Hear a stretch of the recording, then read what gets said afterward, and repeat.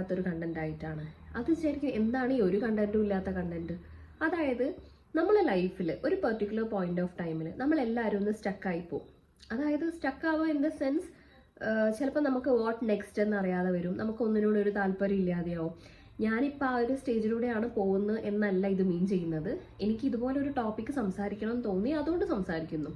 അതായത് നമുക്ക് എന്താണ് നെക്സ്റ്റ് എന്നറിയാതെ, അല്ലെങ്കിൽ നമ്മൾ എന്തായി ചെയ്യുന്നത്, നമ്മൾ പ്രൊഡക്റ്റീവായിട്ടൊന്നും ചെയ്യുന്നില്ലല്ലോ, നമ്മൾ കുറേ ക്വാളിറ്റി ആയിട്ട് അല്ലെങ്കിൽ ക്വാണ്ടിറ്റി ടൈം അല്ലാതെ ക്വാളിറ്റി ടൈം നമ്മൾ ഒന്നിനും വേണ്ടി ഇൻവെസ്റ്റ് ചെയ്യുന്നില്ലല്ലോ. അങ്ങനെ എല്ലാവരും ഒരു പോയിന്റ് ഓഫ് ടൈമിൽ സ്റ്റക്കായി പോകും. അപ്പം നമ്മളെല്ലാവരും ചെയ്യുന്ന കാര്യം ഒന്നെങ്കിൽ ചില ആളുകൾ നമ്മളെ ഫ്രണ്ട്സായിട്ട് ഡിസ്കസ് ചെയ്യും, ചില ആളുകൾ ഡീമോട്ടിവേറ്റഡ് ആയിട്ടിരിക്കും, ചില ആൾക്കാർ ഒന്നിനോട് ഇൻട്രസ്റ്റ് ഇല്ലാതെ അവരവരുടെ ആ ഒരു പെർട്ടിക്കുലർ ഒരു കംഫർട്ട് സോണായിട്ട് ഒതുങ്ങി നിൽക്കും. ചില ആൾക്കാർ അതൊരു ദേഷ്യത്തിൽ മറ്റുള്ളവരോട് അത് കാണിക്കും. അങ്ങനെ പല ആളുകളും പല രീതിയിലാണ് ചെയ്യുന്നത്. ഇപ്പം ഞാൻ പറയുന്നത് എന്താണെന്ന് വെച്ചാൽ, നമുക്ക് അങ്ങനെ ഒരു പെർട്ടിക്കുലർ ഒരു സിറ്റുവേഷൻ വന്നു കഴിഞ്ഞാൽ നമ്മൾ ഫസ്റ്റ് ചെയ്യേണ്ടത് നമ്മളൊരു അസസ്മെൻ്റ് ആണ്. അതായത് എന്തുകൊണ്ട് നമ്മൾ ഈ ഒരു സ്റ്റേജിൽ എത്തി അല്ലെങ്കിൽ സ്റ്റേജിലൂടെ പോകുന്നു, അതിന് നമ്മളെ എത്തിക്കുന്ന, അതായത് ആ ഒരു സ്റ്റേജിലേക്ക് നമ്മൾ എത്തിക്കുന്ന ആ ഒരു ഫോഴ്സിനെ നമ്മളത് സ്റ്റോപ്പ് ചെയ്യണം. അതായത് ഒരു സിറ്റുവേഷൻ അല്ലെങ്കിൽ ഒരു മിസ്റ്റേക്ക് കണ്ടുപിടിച്ചിട്ട് അതിനെ റെസിഫൈ ചെയ്യുക എന്നുള്ളതാണ് നമ്മൾ പോയിന്റ് ഔട്ട് ചെയ്യേണ്ടത്. ഇതിപ്പോൾ പെട്ടെന്ന് എന്ത് പറ്റി, പ്രോഡക്റ്റ് റിവ്യൂ കണ്ടന്റ് ഒക്കെ മാറ്റി വെച്ച് ഇത് മോട്ടിവേഷനിലോട്ട് നീങ്ങിയോ എന്ന് കരുതാം ചില ആളുകൾ. അത്രയും കരുതാനുള്ള വ്യൂസും ഒന്നും എൻ്റെ ചാനലിൽ വന്നിട്ടില്ല. പക്ഷെ എന്നാൽ പോലും ഞാൻ പറയുന്ന ഒരു കാര്യം എന്ന് വെച്ചാൽ, നമ്മൾ അതിൻ്റെ ഔട്ട്പുട്ട് കണ്ടിട്ടല്ല നമ്മളൊരു കാര്യത്തിലേക്ക് വേണ്ടി ഇൻവെസ്റ്റ് ചെയ്യേണ്ടത്. ഞാൻ പറയുന്നത് ഞാൻ യൂട്യൂബ് ക്രിയേറ്റ് ചെയ്തത് നാളെ എനിക്ക് 1 lakh സബ്സ്ക്രൈബേഴ്സ് ഹിറ്റ് ചെയ്യണം, അല്ലെങ്കിൽ 10K അല്ലെങ്കിൽ 1K. ഇവണിട്ട് 1K എന്ന് പറഞ്ഞിട്ടുണ്ടെങ്കിൽ എന്നെ സംബന്ധിച്ചിടത്തോളം അത് വലിയൊരു സബ്സ്ക്രൈബേഴ്സ് ക്വാണ്ടിറ്റിയാണ്. എല്ലാവർക്കും അങ്ങനെ ആയിരിക്കില്ല. ചിലപ്പം ചിലവർ ഇൻട്രോവേർട്ട് ആയിരിക്കും, ചിലവർ എക്സ്ട്രോവേർട്ട് ആയിരിക്കും, ചിലവർ ആംബിവേർട്ട് ആയിരിക്കും. അപ്പം എല്ലാവർക്കും നമുക്കൊരു ഒരു പ്ലാറ്റ്ഫോം കിട്ടിക്കഴിഞ്ഞാൽ ചില ആൾക്കാർക്ക്, ഒരുപാട് പേര് ഇപ്പം ഞാൻ അറിയുന്ന എൻ്റെ പേഴ്സണലി എൻ്റെ സർക്കിളിലുള്ള ആളുകൾ തന്നെ ഒരു യൂട്യൂബ് തുടങ്ങണം. അതൊരിക്കലും അവർക്കൊരു അല്ലാതെ ഒരു ഇൻകമിന് വേണ്ടിയിട്ടല്ല. പക്ഷെ എന്തിനാന്ന് വെച്ചിട്ടുണ്ടെങ്കിൽ, ഞാൻ യൂട്യൂബ് പേഴ്സണലി ഞാൻ തുടങ്ങിയത് എന്തിനാന്ന് കരുതിയിട്ടുണ്ടെങ്കിൽ, എനിക്ക് എൻ്റെ ഒരു ക്വാളിറ്റി ടൈം എനിക്ക് പറ്റുന്ന കാര്യങ്ങൾ ചെയ്യുക, അല്ലാതെ ഒരിക്കലും അതൊരു വ്യൂസിന് വേണ്ടിയിട്ടോ അല്ലെങ്കിൽ ചാനൽ ഹൈപ്പിലെത്തണം ഒരിക്കലും അല്ല. കാരണം അങ്ങനെ എത്തില്ല എന്നും എനിക്കറിയാം. കാരണം ഒരുപാട് കണ്ടന്റ് ക്രിയേറ്റേഴ്സും യൂട്യൂബേഴ്സും ഇൻഫ്ലുവൻസേഴ്സും ഉള്ള നമ്മൾ ഈ കേരളത്തിലായാലും ഇന്ത്യയിലായാലും വേറെ അങ്ങനെയുള്ള ആളുകളുള്ള സമയത്ത് ഞാൻ എന്ത് സിഗ്നിഫിക്കൻസ് ആണ് എന്നെ കൊണ്ട് കൊണ്ടുവരാൻ പറ്റുക? അതൊരിക്കലും ഒരു കൈൻഡ് ഓഫ് ഡിമോട്ടിവേഷൻ അല്ല. കാരണം നമ്മൾ ഒരിക്കലും ഒരാളെ കണ്ടിട്ട് അവരെ മുന്നിലെത്താനുള്ള ആ ഒരു ഇതല്ലാതെ നമ്മളെ മൈൻഡിന് ഹാപ്പിനെസ്, നമ്മളെ മൈൻഡിന് അത് പീസ്ഫുള്ളായി, നമ്മളെ മൈൻഡിന് അതൊരു സമാധാനം, നമുക്ക് എന്തെങ്കിലുമൊക്കെ അത് തരുന്നുണ്ടെങ്കിൽ do whatever you like. നമുക്ക് എന്താണോ സന്തോഷം തരുന്നത് അത് ചെയ്യാം. അതൊരിക്കലും മറ്റുള്ളവരെ ഹേർട്ട് ചെയ്യാത്ത ഏതൊരു സന്തോഷവും വാലിഡ് ആണ്. അതായത് നമുക്കത് ലോങ് ടേം ആയിട്ട് കൊണ്ടു നടക്കാൻ പറ്റും. ഞാൻ പറയുന്നത്, ഞാനിപ്പോൾ യൂട്യൂബ് വീഡിയോസ് ചെയ്യുന്നുണ്ടെങ്കിലും ചില ഡേയ്സിൽ നമുക്ക് വാട്ട് നെക്സ്റ്റ്, ഇനി എന്ത് ടോപ്പിക് ഇടും അല്ലെങ്കിൽ ഇനി എന്ത് റിവ്യൂ ചെയ്യും. ഞാൻ ഇതുവരെ റിവ്യൂ ചെയ്തതിൽ ഞാനൊന്നും ഒരു ജെന്യൂൻ ആയിട്ട് മാത്രമേ ഞാൻ ക്രിട്ടിക്കായാലും നല്ലതായാലും പറഞ്ഞിട്ടുള്ളൂ. ഒരിക്കലും ഞാൻ ഒരു റിവ്യൂവിന് വേണ്ടിയിട്ട് ഇല്ലാത്തത് ഉണ്ടാക്കി പറയുക ഒരിക്കലും ഞാൻ ചെയ്തിട്ടില്ല. അപ്പം എനിക്ക് അങ്ങനെ ഒരു ജെന്യൂൻ പ്രോഡക്റ്റ് എൻ്റെ കയ്യിൽ കിട്ടിയിട്ടുണ്ടെങ്കിൽ ഞാൻ എന്തായാലും നെക്സ്റ്റ് ഇടും. അല്ലാതെ വെറും ഒരു കണ്ടന്റിന് വേണ്ടിയിട്ട് ചുമ്മാ അങ്ങനെ പ്രോഡക്റ്റിനെ പറ്റി ഇങ്ങനെ പറഞ്ഞുകൊണ്ടിരിക്കാൻ എനിക്ക് താല്പര്യമില്ല. അപ്പോൾ അതുകൊണ്ടായിരിക്കും ഞാനൊന്ന് സ്റ്റക്കായി പോയത്. സ്റ്റക്കായി ഇൻ ദ സെൻസ് ഞാൻ ഡിപ്രസ്ഡ് ആയിട്ടും സ്ട്രെസ് ബൂസ്റ്റർ ആയിട്ടും അങ്ങനെ ഇരിക്കുന്നതെന്നല്ല, സ്ട്രെസ് ആയിട്ടും ഇരിക്കുന്നതെന്നല്ല. എൻ്റെ ഒരു പേഴ്സണൽ ക്യാരക്ടർ എങ്ങനെയാണെന്ന് വെച്ചിട്ടുണ്ടെങ്കിൽ, എനിക്കൊരു എന്തെങ്കിലും രീതിയിലൊരു നെഗറ്റീവ് അടിച്ചു കഴിഞ്ഞാൽ ഞാൻ തന്നെ അത് സെൽഫ് മോട്ടിവേറ്റഡ് ആയിട്ട് ഞാൻ അതിനെ പോസിറ്റീവ് ആക്കും. ഞാൻ തന്നെ അതിനൊരു സൊല്യൂഷൻ കണ്ടെത്തിയിട്ട് ഞാൻ തന്നെ ആ ഒരു നെഗറ്റിവിറ്റി കൂടുതൽ, ഞാനൊരു ഓവർ തിങ്കറാണ് ബേസിക്കലി. പക്ഷെ ഞാൻ ഓവർ തിങ്കിങ് നെഗറ്റീവ് സൈഡിലോട്ട് അധികം വിടാറില്ല. ഞാൻ പോസിറ്റീവ് സൈഡിലേക്കാണ് കൂടുതൽ ഓവർ തിങ്കിങ് കൊണ്ടെത്തിക്കാറ്. അതെനിക്ക് നല്ലതേ ഇതുവരെ ഉണ്ടാക്കിയിട്ടുള്ളൂ. പക്ഷെ എന്ത് കാര്യത്തിലായാലും നമ്മൾ അതിൻ്റെ പോസിറ്റീവ് വശം കണ്ടുപിടിക്കുക. ഞാൻ ഫസ്റ്റ് എനിക്ക് എന്തെങ്കിലും ഒരു നെഗറ്റീവ് ഉണ്ടായി കഴിഞ്ഞാൽ അതിൻ്റെ പോസിറ്റീവ് സൈഡ് കണ്ടുപിടിച്ചിട്ട് അതിനൊരു ഫിക്സേഷൻ, അതായത് ഒരു റെസിഫൈ ചെയ്ത് അത് ക്ലിയർ ആക്കി കൊണ്ടുപോകാനാണ് ആഗ്രഹിക്കുന്ന ഒരാളാണ്. പിന്നെന്ന് പറഞ്ഞിട്ടുണ്ടെങ്കിലും നമുക്ക് എല്ലാവർക്കും ഒരു പാഷൻ ഉണ്ടാവും.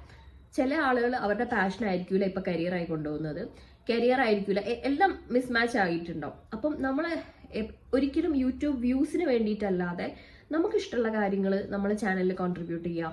അതിപ്പോൾ ഒരു പർട്ടിക്കുലർ ടോപ്പിക്കിനെ പോയിന്റ് ഔട്ട് ചെയ്യാതെ നമുക്ക് ഇഷ്ടമുള്ള കാര്യങ്ങൾ മെല്ലെ മെല്ലെ അത് റീച്ച് എന്നുള്ള കാര്യം അവിടെ വിട്ടേക്കുക. അത് നമ്മൾ റീച്ചിന് വേണ്ടിയിട്ടും സബ്സ്ക്രൈബേഴ്സിന്റെ ക്വാണ്ടിറ്റി കൂടിയോ എണ്ണം കൂടിയോ നമ്പേഴ്സ് കൂടിയോ ന്യൂമറിക്കൽ ആയിട്ടുള്ള കാര്യങ്ങളല്ലാതെ നമ്മളെ മൈൻഡിന് അത് ഹാപ്പിനെസ് തരുന്നുണ്ടോ എന്ന് നോക്കുക. പിന്നെ എന്ന് പറഞ്ഞിട്ടുണ്ടെങ്കിൽ എനിക്കിപ്പം പേഴ്സണലി എൻ്റെ സർക്കിളിലുള്ള കുറച്ച് ഫ്രണ്ട്സ് ഉണ്ട്. വളരെ ഫ്യൂ ഫ്രണ്ട്സ് എനിക്ക് അത്രയും ക്ലോസ് ആയിട്ടുള്ളൂ.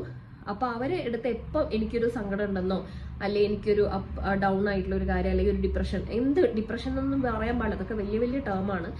അങ്ങനെ എന്തെങ്കിലും ഉണ്ടെന്ന് പറഞ്ഞാൽ അവരെനിക്ക് ഒരു സ്ട്രെസ് ബൂസ്റ്റേഴ്സ് ആണെന്ന് ഞാൻ പറഞ്ഞില്ല, അവരെനിക്ക് എപ്പോഴും ഒരു ചായാൻ ഒരു ഷോൾഡർ ആയിട്ട് എന്നും അവരുണ്ടാവും. പക്ഷെ അതല്ല നമ്മളെപ്പോഴും, ഈവൻ എൻ്റെ ഫ്രണ്ട്സ് ആയാൽ പോലും ഞാൻ അവരെ പഠിപ്പിക്കുന്നത് നമ്മൾ എന്ത് കാര്യമായാലും ഫസ്റ്റ് നമ്മളെ ഹെൽപ്പ് ചെയ്യുക നമ്മൾ മാത്രമാണ്. നമ്മൾ വിചാരിച്ചാൽ മാത്രമേ നമ്മളൊരാൾ ഹേർട്ട് ചെയ്യാനും നമ്മളെ ഹേർട്ട് ചെയ്യാനും പറ്റുള്ളൂ. അപ്പൊ ഫസ്റ്റ് നമ്മൾ സെൽഫ് ലവ് ആണ് ഏറ്റവും വേണ്ടത്. Self love and self respect, ഇത് രണ്ടും ഇമ്പോർട്ടൻ്റ് ആണ് നമുക്ക്. അപ്പം നമുക്ക് എന്തെങ്കിലും ഒരു ഇഷ്യൂസ് ഉണ്ടെങ്കിൽ അത് നമ്മൾ തന്നെ അത് റെസിഫൈ ചെയ്ത് നമ്മൾ തന്നെ അതിന് സൊല്യൂഷൻ കണ്ടെത്തിയിട്ട് നമ്മൾ തന്നെ അതൊന്ന് പുറത്ത് കിടക്കുക. അപ്പം നിങ്ങൾക്ക് എന്തെങ്കിലും ഒരു കണ്ടന്റ് അല്ലെങ്കിൽ എന്തെങ്കിലും പ്രോഡക്ട്സിനെ കുറിച്ചായാലും ഇനി ഈവൻ പ്ലേസസ് ആയാലും എന്തെങ്കിലും ഒരു കാര്യം ചെയ്യണം എന്ന ആഗ്രഹം തോന്നിക്കഴിഞ്ഞാൽ നമ്മളത് ചെയ്യാം. അതായത് ഒരു ചാനൽ ഞാൻ നാളെ മുതൽ എല്ലാവരും യൂട്യൂബിൽ വരൂ എന്നല്ല ഞാൻ പറയുന്നത്. വാട്ട് എവർ, അത് ചിലപ്പോൾ ആർട്ടായിരിക്കും, ഇനി വേറെ ഏത് ഫീൽഡ് ആയാലും. അപ്പം നമുക്ക് പറയാൻ പറ്റില്ല ഓരോരുത്തരുടെ ടേസ്റ്റ് എന്താണെന്നുള്ളത്. അതിലേക്ക് ഞാൻ മുന്നേ ഒരു ഇതിൽ പറഞ്ഞ പോലെ നമ്മൾ ഒന്നും ചെയ്യാതിരിക്കുന്നത് എന്തെങ്കിലുമൊക്കെ ചെയ്യുന്നതിനേക്കാളും, അത് എന്തെങ്കിലുമൊക്കെ ചെയ്യുന്നതല്ലേ നല്ലത് നമ്മൾ ഒന്നും ചെയ്യാതിരിക്കുന്നതിനേക്കാളും. സോ ഈ ഒരു വീഡിയോ ചിലപ്പം 0 വ്യൂസ് എന്ന് ഞാൻ പറയുന്നില്ല, ചില ഏതെങ്കിലും കുറച്ച് ആളുകളുടെ മനസ്സിലേക്കെങ്കിലും എന്തെങ്കിലും ഒരു ഇമ്പാക്റ്റ് വരുത്താൻ കഴിഞ്ഞിട്ടുണ്ടെങ്കിൽ ദയവ് ഇത് കമന്റ് ചെയ്യുക. കമന്റ് എൻ്റെ ചാനലിൽ ഒരുപാട് കമന്റ് കിട്ടി എന്ന് എനിക്ക് കാണാൻ വേണ്ടിയിട്ടല്ല, ഞാൻ പറയുന്ന കാര്യങ്ങൾ എത്രമാത്രം മറ്റുള്ളവരുടെ ഉള്ളിലോട്ട് കടന്നു എന്ന് എനിക്ക് അറിയാനൊരു ആഗ്രഹമുണ്ട്.